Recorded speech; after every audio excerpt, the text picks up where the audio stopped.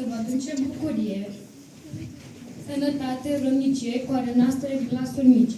Cerul azi în sărbătoare și pământul s-a nuit, căci la noi smerit coboară pruncul cel făgăduit.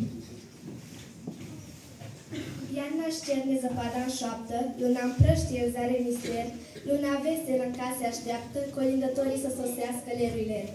Satul e plin de lumină, lângă un brad în argint îmbrăcat, o colindă se aude iarnină, copilașii în pat s-au culcat.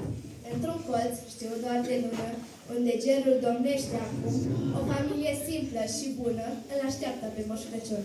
Măi, Marie, mai